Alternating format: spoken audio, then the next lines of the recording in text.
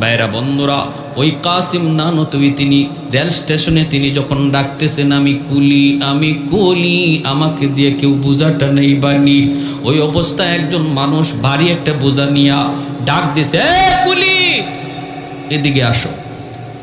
কাছে গেছেন, লোকটা দেখা কয়, মিয়া তোমার গায়ে তো শক্তি কম, তুমি আমার এত ভারী বোঝা নিতে পারবা না। আল্লাহর ওলি বলেন ইনশাআল্লাহ আমি পারব, ইনশাআল্লাহ পারব। লোকটা কয় না তোমার গায়ে শক্তি কম, তুমি মনে হয় পারবা না। আল্লাহর ওলি বলেন ইনশাআল্লাহ আমি পারব, কোনো রকম আপনি আমার মাথায় বোঝাটা উঠায় দেন। উনি ভাবছেন বোঝাটা হবে আধমন, কিন্তু মূলত বোঝাটা ছিল 2.5 মণ ওজনের। আল্লাহর ওলি জীবনে কোনোদিন মাথায় বোঝা উঠাইতে হয় নাই, কারণ জমিদারের ছেলে বোঝা মাথায় তার তুলতে হয় না। তিনি বুঝতে পারেন নাই কতর ওজন হবে বোঝাটা, যখন দইরা মাথায় উঠায় দিল 2.5 মণ ওজনের বোঝাটা মাথায় দেওয়া মাত্রই ঘাড় মট করে শব্দ করে উঠল, চোখ দিয়ে দরদর করে পানি ধরতে লাগলো, আর কান্না করে আর বলে, মালিক আমি তো বুঝি না কোন বোঝার ওজন কদ্দূর, কারণ বোঝাটাই না অভ্যাস নাই। আজকেও বোঝা টানতেছি তোমার নবীর মেহমানদের খাতিরে। আল্লাহ আমার কাম আমি করছি, বোঝা কেমনে জায়গা মতো যাইব আমি জানি না, এই বোঝা জায়গা মতো কেমনে যাইব আমি জানি না, জানো তুমি। মাথায় লয়া যখন সামনে আগান, মালিক পিছনে পিছনে যায় আর মাথার দিকে তাকায়, ওই মালিকও মনে মনে কয় লোকটা কোথায় জানি বোঝাটা ফালা দেয়। হঠাৎ করে মালিক পিছন থেকে তাকায় দেখে আল্লাহু আকবার, আমি বোঝা কার মাথায় দিলাম, তার মাথা থেকে অর্ধ হাত উপরে শূন্যের উপর দিয়া বোঝাটা ভাসতেছে। وَنُنَزِّلُ مِنَ الْقُرْآنِ مَا هُوَ شِفَاءٌ وَرَحْمَةٌ ওয়ারাহমাতুল লিল মুমিনিন। এজন্য রে ভাই মনে রাখবা, আল্লাহর ওলিরা এই মাদ্রাসার জন্য কুলি হইছেন, জমিদারের ছেলে হইয়া কাসিম নানতুবি কুলিগিরি করছেন। আজকে আপনাদের এলাকার যে আশারায়ে মুবাশশারা মাদ্রাসা, এই মাদ্রাসার জন্যই কাসিম নানতুবি জমিদারের ছেলে হইয়া মাথায় বোঝা লইয়া তিনি কুলিগিরি করছে। আজকে আমার আপনার চোখের সামনে যদি কোনো মাদ্রাসার ক্ষতি হয়, আজ আমার আপনার চোখের সামনে যদি কোনো মাদ্রাসা বন্ধ হয়ে যায়, আজ আমার আপনার কারণে যদি এই দ্বীনি শিক্ষার কোনো ক্ষতি হয়, কিয়ামতের ময়দানে আমারে আপনারে আল্লাহ কাসিম নানতুবির সামনে দাঁড় করাবে। আল্লাহ দাঁড় করে বলবে, আমার কাসিমের সামনে জবাব দে, তোর কারণে মাদ্রাসার ক্ষতি হয়েছিল, তোর কারণে একটা প্রতিষ্ঠান বন্ধ হয়েছিল, তোর কারণে মাদ্রাসার বদনাম হয়েছিল, আমার কাসিম নানতুবির সামনে জবাব দে। ওই দিন কিন্তু আমরা মুখ দেখাইতে পারবো না রে ভাই। এজন্য সর্বদা নিয়ত রাখি, আমি মাদ্রাসার খাদেম হয়ে যাব। কারা কারা মাদ্রাসার খাদেম হইতে রাজি হাত উঠে আল্লাহর একটু দেখা। আল্লাহ তুমি কবুল করো, মঞ্জুর করো, সবাই বলি আমিন, আরো জোরে বলি আমিন। কোরআনের হাফেজের বাবা হওয়ার ইচ্ছা কার কার আছে একটু হাত উঠে দেখাও। আল্লাহ তুমি হাতগুলোকে কবুল করো, ঘরে ঘরে কোরআনের হাফেজ কবুল করো। আয় আল্লাহ কোরআনের হাফেজ। আল্লাহ কত সন্তানগুলি বাবা মা মাদ্রাসায় দিয়া রাতের বেলা ঘুমায় না, বাবা চোখ ফালায় চোখের পানি ফেলায় কান্দে, মায় চোখের ফালি ফেলায় কান্দে। আল্লাহ আমার সন্তানটা এই বয়সে আমি মার কুলে ঘুমাইতো, তোমার কোরআনের খাতিরে মাদ্রাসায় দিয়ে দিছি। কখন খায় কখন ঘুমায় কি খায় আমি মা জানি না। ওই সকল বাপ মার কলিজাকে তুমি শীতল করে সন্তানকে নায়েবে নবী বানাও। সবাই বলেন আমিন, আর একটু জোরে বলেন আমিন। আমার ভাই যিনি মাদ্রাসা প্রতিষ্ঠা করছেন, বাবা মা দুনিয়ায় নাই, দোয়া চাইছেন আল্লাহ তার আওলাদ থেকে তুমি কোরআনের হাফেজ আলেমে দ্বীন কবুল করো। প্রত্যেকে নিয়ত করি, আমি একজন জেনারেল পরিবারের সন্তান। আমার ফ্যামিলিতে কেউ আলেম নাই, গোষ্ঠীতেও আলেম নাই, আমি একা। আমার আব্বা একজন জানা শিক্ষিত মানুষ, ইনি সরকারি হাসপাতালে ডাক্তার ছিলেন, এখন রিটায়ার্ডে আছেন। সবার বড়, 3 ভাইয়ের বড় আমি। আমার ইমিডিয়েট ছোট ভাই ঢাকা ইউনিভার্সিটি থেকে আইন বিভাগে পড়ালেখা করে, তারপরে বর্তমানে এখন আইন মন্ত্রণালয়ের অতিরিক্ত সচিব। একসময় আমাদের সিলেটের জেলা জজ ছিল। ইমিডিয়েট তারপরে ছোটো ভাইটা আমেরিকায়, তাও ঢাকা ইউনিভার্সিটি থেকে। আমার আব্বা যখন আমার স্কুল থেকে মাদ্রাসায় দেন, তখন আমার চাচারা আয়সা আব্বারে ধরছেন, পোলাটা প্রাইমারি স্কুলে বৃত্তি পাইছে, এই ছেলেটারে তুমি মাদ্রাসায় দিতেছো, তার জীবন ধ্বংস করে দিতেছো। মাদ্রাসায় পড়া মানে খাবে কেমনে, চলবে কেমনে, বউ ফালবে কেমনে। সমাজে এমন কথা আসেনি না নাই? আমার আব্বা আমারে প্রায় বলতেন, বাবা তোমার এই স্কুলে নিতেছি, তুমি স্কুলে যাইতেছো ঠিক, কিন্তু তুমি কিন্তু মাদ্রাসায় পড়বা। আমি তখনই বলতাম, বা তাহলে স্কুলে নিচ্ছেন কেন? বলে বাবা মাদ্রাসায় একটু বাংলা, অঙ্ক, ইংরেজি একটু কম গুরুত্ব দেয়, এজন্য তোমার স্কুলে প্রথমে ভর্তি করছি। কিন্তু আলহামদুলিল্লাহ বর্তমানে মাদ্রাসাগুলোতে বাংলা, অঙ্ক, ইংরেজি স্কুলের মানেই পড়ানো হয়। এটা জানেন তো আপনারা? ক্লাস 5 পর্যন্ত মাদ্রাসায় স্কুলের যে অঙ্ক ইংরেজি আছে একদম সমান, একই মানের বই পড়ানো হয়। আমাদের সময় এমনটা ছিল না। তখন আমার চাচাদের সাথে আমার আব্বার দ্বন্দ্ব বেজে গেল। সিদ্ধান্ত আসলো আমার উপরে।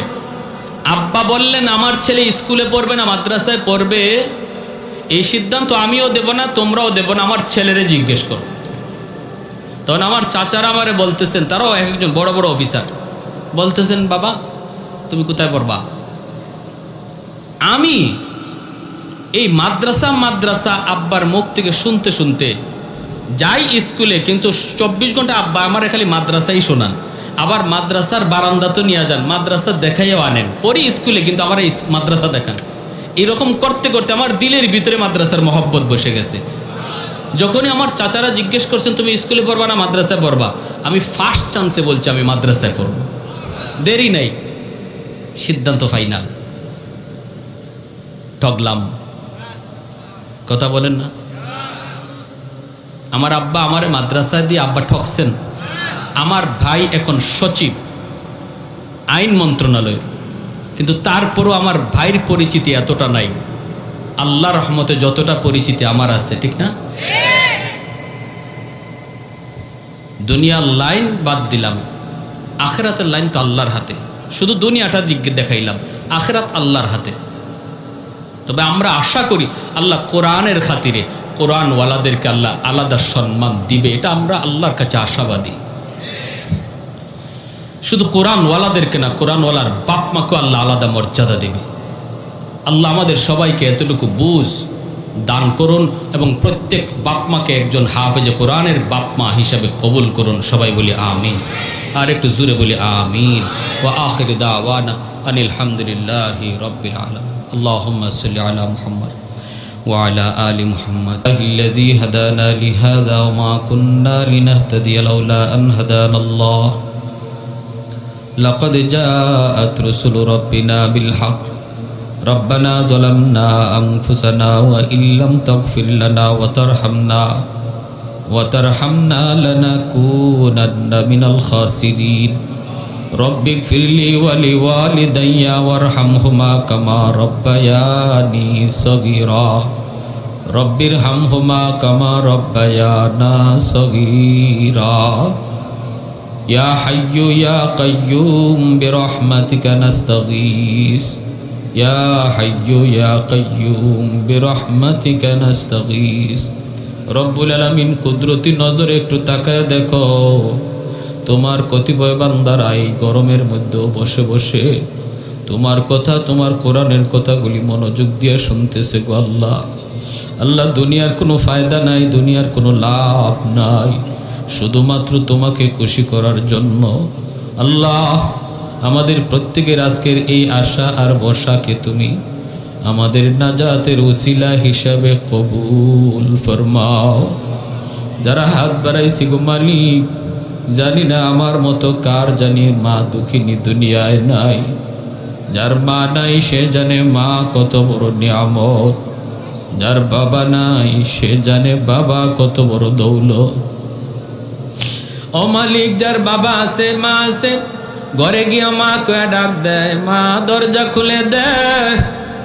আমার মতো যার মা নাই, মাসকে মাস বছরকে বছর চলে যায়, মা দুঃখিনী দরজার সামনে দাঁড়ায়া আমার জন্য আর অপেক্ষা করে না।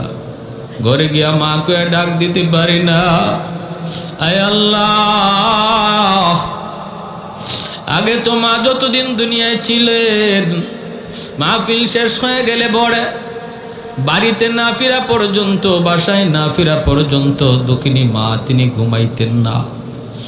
এখনো কত মা সন্তান যেদিন বাড়িতে যাওয়ার খবর দেয়, ওই রাতে দুঃখিনী মা সন্তান বাড়ি না যাওয়া পর্যন্ত ঘুমায় না। গভীর রাত হয়ে গেলে পুরো মার ঘরের বাতি জ্বলে, সবাই ঘুমায় পড়ছে, কিন্তু দুঃখিনী মা ঘুমায় না। এই আল্লাহ, এমন যেই সন্তান, এমন মা যেই সন্তান হারায় ফেলছে, হাত দুইটা উঠে আমার তরফ থেকে তোমার দরবারে মাফ চায়। আল্লাহ তুমি তার মাফ ফরমাও, মার কবরখানাকে জান্নাতের বাগিচা বানিয়ে দাও। শীতের দিনে বিছানা ভিজা দিছি, মা ভিজা বিছানায় শুইয়া আমাকে বুকে রাইকা সারা রাত কাটায় দিছে। রাগ করে ঘর থেকে বের হয়ে গেছি, সবাই ঘুমায়া গেল, মা দুঃখিনী ঘুমাইছে না। গভীর রাতে দরজার পাশে যেয়ে যখন আম্মা কয়ে ডাক দিছি, সাথে সাথে মা দরজাটা খুলে দিছে। মা গো তুমি বুঝি ঘুমাও না? মা কই বাজান, তোমার বাইরে রেখে আমি মা কেমনে ঘুমাই? সবাই ঘুমায়া গেল, মা ঘুমাইতে পারে না রে বাজান। সবাই ঘুমায়া গেল, সন্তান বাহিরে রেখে মা ঘুমাইতে পারে না।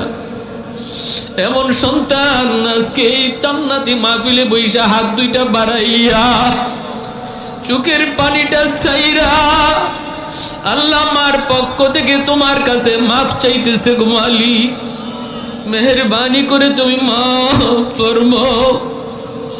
যেই বাবা আল্লাহ খাইতে বসলে আমি পাশে যাইয়া দাঁড়াইছি, বাবা নিজের মুখের লোকমা আমার মুখে তুইলে দিছে। ঈদের দিনে বাবা নিজে ভালো কাপড়, নতুন কাপড় কিনে নাই, আমাকে নতুন কাপড় কিনে দিছে। বাবা আমারে লইয়া ঈদগাহের দিকে হাসতে হাসতে রওনা দেয়। আমার পরনে নতুন কাপড়, বাবার পরনে চিরা লুঙ্গি। ঘর বানায়া দিয়া গেছে, আমার মাথার উপরে লাইট জ্বলে, ফ্যান ঘুরে।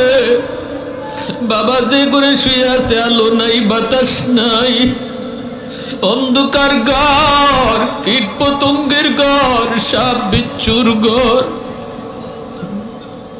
ও আল্লাহ, বাবার কবরে তুমি জান্নাতি বিছানা বিছায়া দিও। আল্লাহ বাবার কবরে জান্নাতি আলোর ব্যবস্থা করে দিও।